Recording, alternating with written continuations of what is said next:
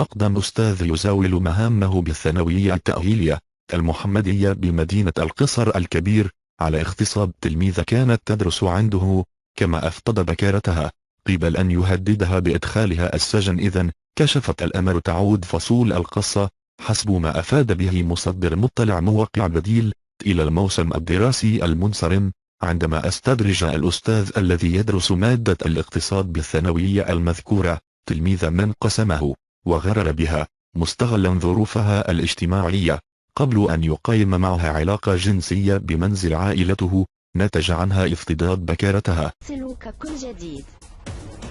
اشترك الآن.